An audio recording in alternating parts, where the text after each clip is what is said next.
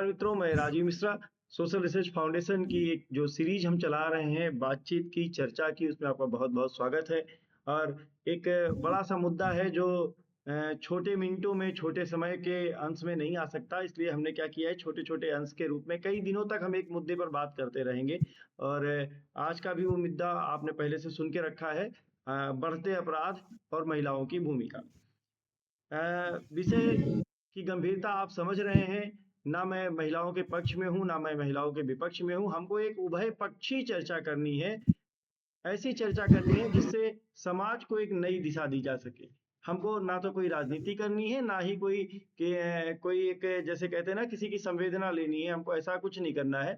Social research foundation को सामाजिक दृष्टियों से, न्यायपूर्ण दृष्टियों से बात करनी है।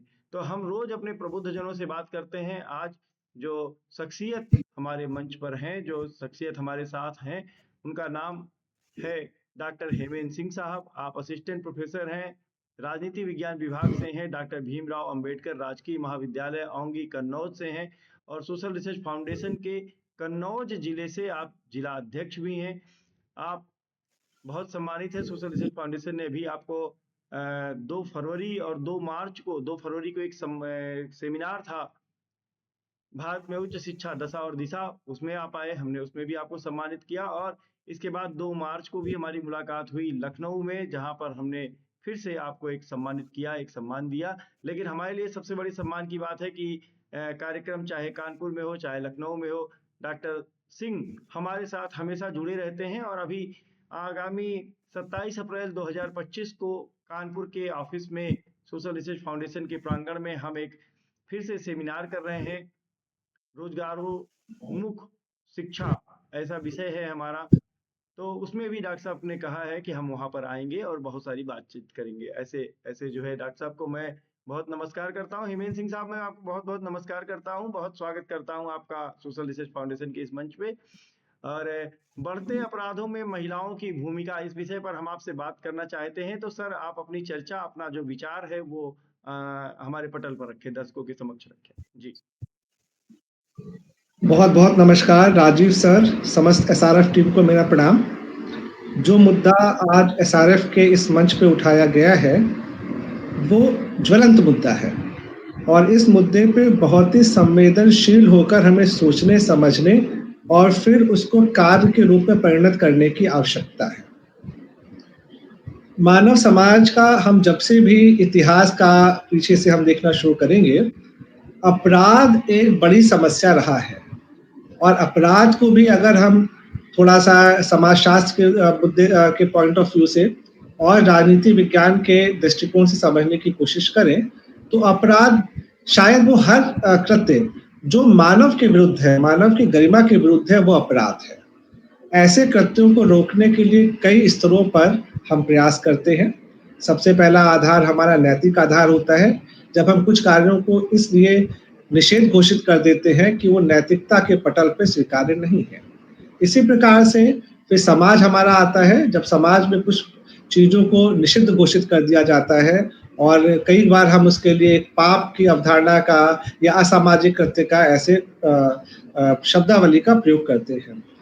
जैसे जैसे मानव ने अपने विकास की गति को आगे बढ़ाया और इन मुद्दों पर ज़्यादा संवेदनशीलता से सोचने का समय आया, तब हमने इन कृत्यों को जो मानव की गरिमा के अनुकूल नहीं थे, उनको अविधिक, गैर कानूनी बताते हुए उनके लिए विशेष प्रकार के दंडों की व्यवस्था करी है।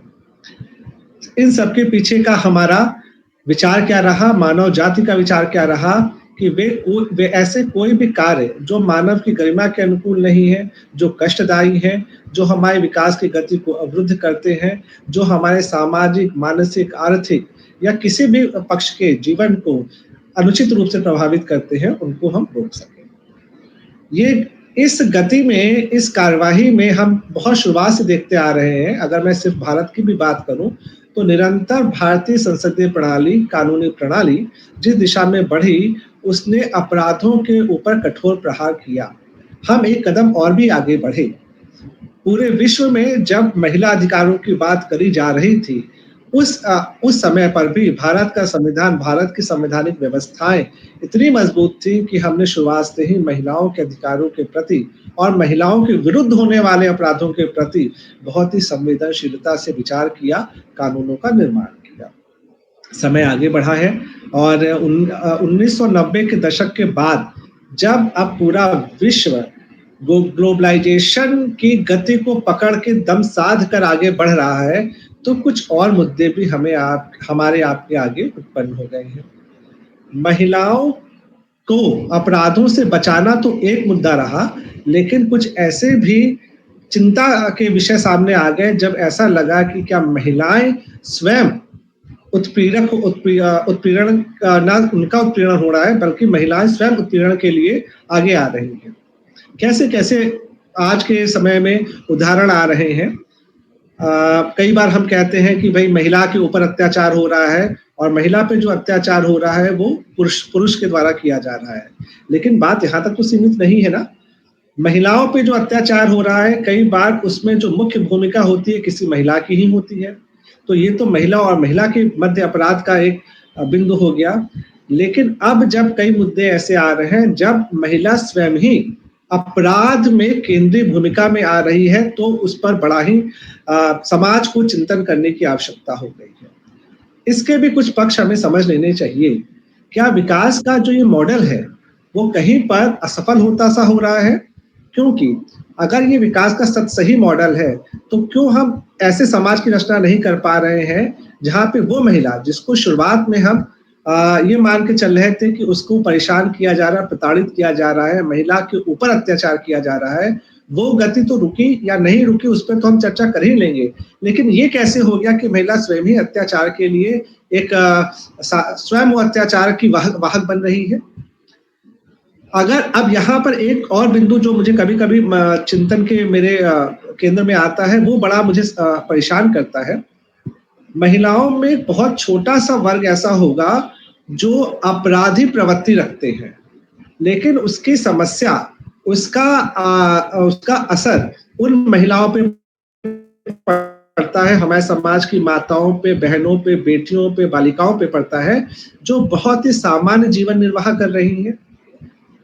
कुछ घटनाएं अभी पिछले दिनों समाज में हुई।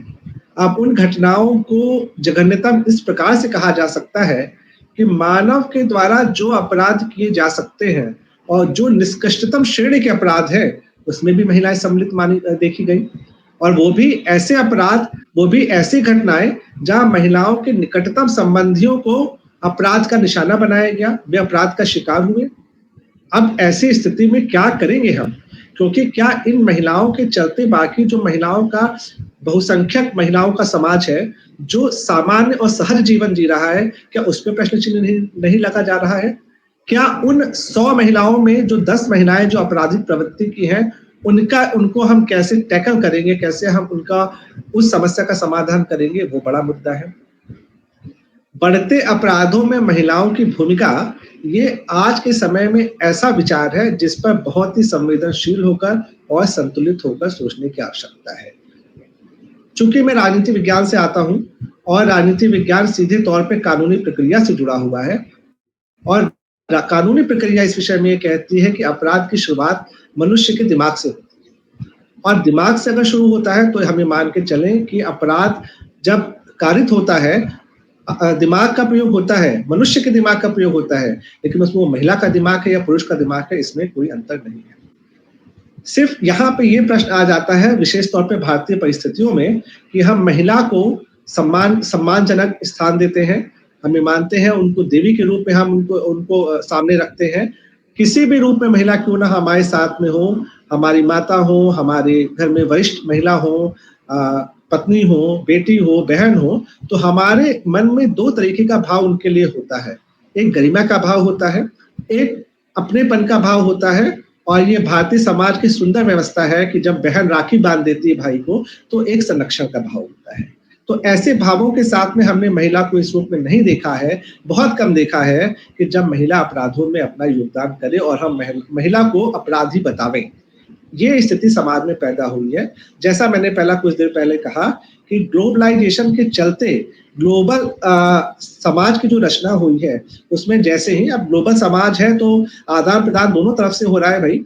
तो जो अच्छी चीजें हमने बाहर से ली है, कहीं और से ली है, तो विभिन्न संस्कृतियों, विभिन्न समाजों से जो अपराध की भावना है वो भी हमारे समाज में आ गई है। अब उसको कैसे हमें चिन्हित करना है, कैसे निर्धारित करना है, ये एक बड़ी समस्या है। छोटा सा मोबाइल है, उसमें सब कुछ आ जाता है, हम उसमें कुछ ज्ञानवर्धक चीजें भी देख लेते हैं। ये भी मोबाइल या इंटरनेट की दुनिया है। जब इस मंच पे इसको साझा करते हुए हम लोग गंभीर मुद्दे पे बात कर रहे हैं और इसी मोबाइल को चला दें, तो हम अगर एक सर्च निकाल दें कि अपराध करने के 100 तरीके, तो 100 तरीके भी सामने आ जा रहे हैं। तो क्या करेंगे आप? जो जानकारी की आवश्यकता समाज में नहीं है, या जो जानकारी कहीं ऐसी जगह दबी हुई थी जिसको सब तक नहीं पहुंचना चाहिए था, अब पहुंच रही है। फिर ये जो हमारा ग्लोबलाइज्ड होता समाज है, समस्या ये भी है कि मैं जिस क्षेत्र से आता हूँ, सामान्य भारतीय परिदृश्य का क्षेत्र है, और भारत में ऐसे भी क्षेत्र है जहाँ गोवा भी है, जहाँ पे महाराष्ट्र भी है, जहाँ पे आधुनिकता अपना दूसरा दृश्य रखती है। तो ऐसी स्थिति में जब हम अपना आप को पूरे विश्व से जोड़ रहे हैं, ऐसी संस्कृतियों के साथ जुड़ रहे हैं जहाँ पर समाज के मूल्य ही दूसरे हैं, वो समाज के मूल्य ऐसे हैं जो अपराधों के मामले में कुछ ऐसा दृष्टिकोण रखते हैं जो भारतीय समाज में थोड़ा अटपटा है भी। तो वो जो अटपटा स्वरूप है वो कहीं ना कहीं महिलाओं की भूमिका अपराध में बढ़ा रहा है। एक कारण तो इसका ये बनता है। मैं ये नहीं कहूंगा और ये कहना भी नहीं चाहिए कि जो गलत चीजें हैं, जो आपराधिक प्रवृत्ति है, जो आपराधिक मुद्दे हैं वो बाहर से आ रहे हैं। कुछ हमारे समाज में भी रहे होंगे, अपने अंदर भी झांकना पड़ता है। लेकिन ये जो बाहर से चीजें आ रही हैं, इन्होंने महिलाओं के बढ़ते अपराधों में महिलाओं की जो भूमिका है उसको और ज्यादा रेखांकित किया है और वो सामने आ रहे हैं। क्योंकि अभी पिछले दिनों जो कुछ घटनाएं हुई, मैं उसका जिक्र नहीं करूंगा, हम सब जानते हैं उनको। उसमें कहीं ना कहीं जिन प्रवृत्तियों को देखा गया, जिन तरीकों को देखा गया, जिस परिदृश्य को देखा गया, वो ऐसा लगता है कि उनका जो विचार था महिला अपराधियों का, वे कहीं ना कहीं ऐसी चीजें थी जो कहीं ना कहीं इंटरनेट से जुड़ी रही, कहीं ना कहीं वो आधुनिक प्रणाली से जुड़ी रही। संवेदनशील होकर हमें सोचने की जरूरत है।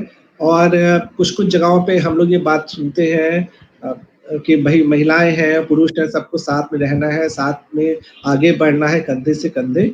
तो भाई यहाँ पर एक चीज बहुत महत्वपूर्ण है कि हमें समाज में न सिर्फ पुरुषों पे और महिलाओं पे भी निगरानी रखनी है। जो आपराधिक कारण है हमारे बहुत आसपास की महिलाओं में हो रहे हैं, वो भी, अगर वो कारण कहीं बाहर से आ रहे हैं तो उन पर भी नजर रखने हैं। कार्य हम जहाँ ऑफिशियल काम करते हैं वहां पर भी, हम बस स्टैंड पे हैं तो भी, हम रेलवे स्टेशन पे हैं तो भी, मार्केट में है तो भी, हमें उन पे नजर रखनी है। और ये मानते हुए, निसंदेह ये मानते हुए कि जो अपराध कर रहा है वो एक व्यक्ति है, महिला है या पुरुष है, उसको हटाते हुए उस पर ध्यान रखना है। और उन मुद्दों पर, उन व्यक्तियों पे पहले तो मैं ये कहूंगा बिना इस बात का ध्यान रखे हुए कि वो महिला है या पुरुष है, उस पर हमें नजर रखनी है। और उसकी रोकथाम के लिए, अपराध की रोकथाम के लिए जो हमें अपने कानूनी अधिकार प्राप्त है उनका प्रयोग करना चाहिए। साथ ही साथ मेरा ऐसा मानना है कि महिलाओं, ये प्राकृतिक संरचना है कि महिलाओं को हम मान के चलते हैं कि वो थोड़ा कोमल भाव के होते हैं। तो अगर वो कोमल भाव के हैं तो उनके दिमाग में कुछ गलत चीजें डाल देना भी थोड़ा सा आसान है कंपेयर टू या पुरुषों की तुलना में। तो ऐसी स्थितियों में जो महिलाएं हैं उनको मानसिक रूप से कैसे मजबूत किया जाए, इस पर भी एक विचार होना चाहिए। जो आज समाज में लाइफ कोच एक शब्द आ रहा है, लाइफ कोच बढ़ते जा रहे हैं, या मनोवैज्ञानिकों की सेवाएं इन जर्नल लेने की आवश्यकता है, जहां महिलाओं को हम समझा सकें कि भाई आप ध्यान रखिए, आप जिस किसी के कहने पर, अगर किसी के कहने पर आप अपराध कारित कर रहे हैं तो कहीं वो आपका गलत दोहन तो नहीं कर रहा है, या जो विचार आपको अपराध करने के लिए प्रेरित कर रहा है वो कहीं ऐसा तो नहीं है जो बाद में आप ही का नुकसान करने वाला है। ये गंभीर मुद्दा मुझे लगता है, क्योंकि कई बार जो भी व्यक्ति अपराध करता है, अगर उसको सही दिशा दिखा दी जाए तो वो अपराध नहीं करेगा। अपराध के दो तीन चीजें अपराध के साथ जुड़ी हो सकती है। एक तो ये कि अपराध हम तब कर रहे हैं कि जब हमें किसी समस्या का निदान चाहिए, किसी व्यक्ति को समस्या का निदान चाहिए, उसे समस्या का निदान कानूनी रूप से नहीं मिल पा रहा है, तो उस तरीके का प्रयोग करता है जिस तरीके को हम अपराध की श्रेणी में रखते हैं। या फिर अपराध हम इसलिए करते हैं कि अपराध के द्वारा जो कृत्य किया जा रहा है उसका कुछ हमें भविष्य में कुछ उसका फायदा होता दिखता है। फायदा तो नहीं होगा, फायदा होता दिखता है। अब ये फायदा किस रूप में हो सकता है? कभी-कभी हमें लगता है कि कुछ पैसे मिल सकते हैं शायद, कभी-कभी ऐसा होता है कि लगता है कि शायद किसी व्यक्ति का साथ चाहिए और उस साथ के लिए कुछ अपराध करना पड़ रहा है। लेकिन बिल्कुल निसंदेह अपराध कभी भी अपराध का परिणाम, अपराध कारित करने का परिणाम सुफलित नहीं हो सकता। ये बात समाज में हमें पहुँचानी है।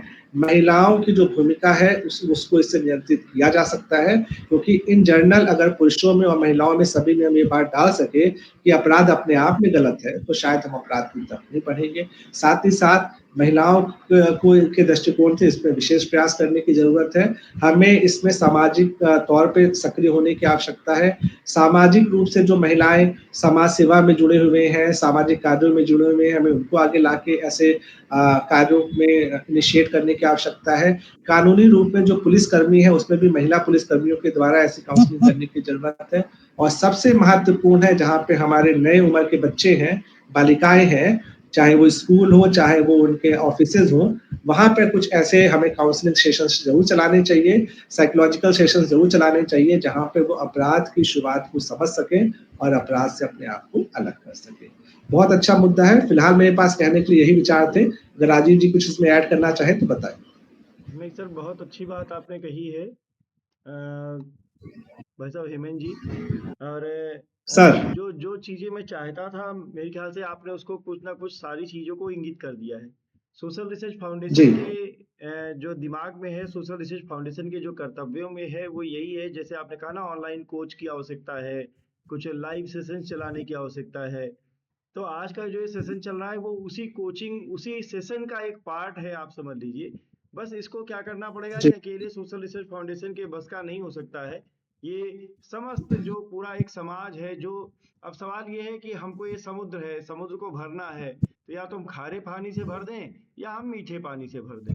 तो खारा पानी वो जो हम रील की आपराधिक मानसिकता, अव्यवहारिक मानसिकता, असामाजिक मानसिकता, कुछ तो ऐसी रील भी भरी पड़ी हैं, और मेरे ख्याल से 75% ऐसी रील भरी पड़ी हैं जिसमें लाइक और शेयर के चक्कर में हमने समाज के उन तमाम मुद्दों को दिखाना शुरू कर दिया है, जिससे समाज की गति सीधे सीधे गड़बड़ होने शुरू हो गई है।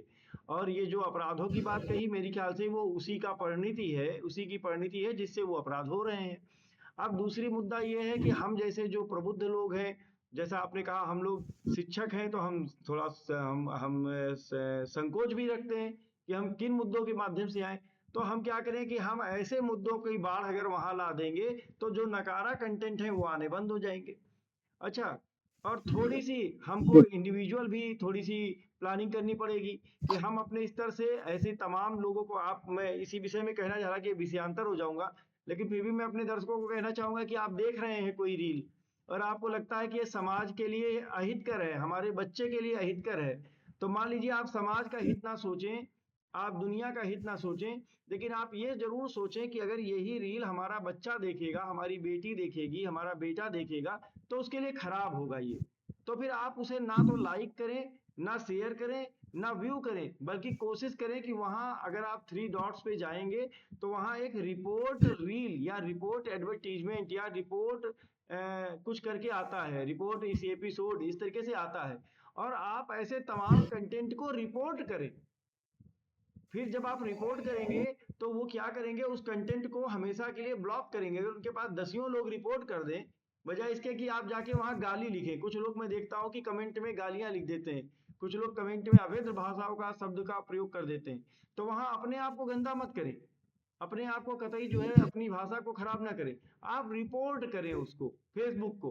तो एल्गोरिज्म जो फेसबुक का, जो इंटरनेट मीडिया का एल्गोरिज्म है कि आप क्या देखना चाहते हैं और क्या नहीं देखना चाहते हैं, इसके तहत आपको वो चीजें दिखनी बंद हो जाएगी। और सबसे बड़ी बात सिंह साहब ये कि जब आप काम करते हैं तो अपराध एक संवेदी अंग है, अपराध एक संवेदना से जुड़ा हुआ मुद्दा है। किसी ने हमको कोई बात कह दी और हमें बुरी लग गई, हमारी संवेदनाओं पे वो खरा नहीं उतरी, है ना? तो जो ये संवेदना शब्द है, ये अब उसे जो दृश्य श्रव्य चीजें हैं उससे संवेदनाएं ज्यादा खराब हो रही हैं, हमारी संवेदनाएं जो है वो गड़बड़ हो जा रही हैं। तो मेरे दर्शकों से ये भी निवेदन है कि सोशल रिसर्च फाउंडेशन, आप जब कोई मुद्दा उठाएंगे तो मैं राष्ट्र हित में, समाज हित में, शिक्षा के हित में, डॉक्टर साहब जैसे जैसे हेमेंद्र सिंह साहब हैं, इनके जैसे और तमाम प्रबुद्ध लोगों को आपके समक्ष लेकर आएंगे हम। कोई आपके मन में सवाल है तो मैं उनसे आपके इन सवालों का हल भी पूछूंगा, लेकिन आपको भी ध्यान रखना है कि हमको क्या चीज देखनी है और क्या चीज रिपोर्ट करनी है। तो चलिए, बहुत अच्छा सेशन रहा सिंह साहब। मैं आपको बहुत धन्यवाद देता हूं कि आपने अपना कीमती समय निकाला सोशल रिसर्च फाउंडेशन के लिए, और उम्मीद करता हूं कि कन्नौज में आप अपने अध्यक्षीय कार्यकाल में बहुत आगे लेके जाएंगे सोशल रिसर्च फाउंडेशन और हमारे इन उद्देश्यों को। तो चलिए मित्रों, मिलते हैं फिर 27 अप्रैल को हम जो एक सेमिनार कर रहे हैं रोजगार परक शिक्षण के उसमें। ठीक है, तो सिंह साहब फिर नमस्कार करता हूं और विदा लेता हूं आपको अगले अगले इस एपिसोड के लिए। बहुत धन्यवाद आपको, नमस्कार।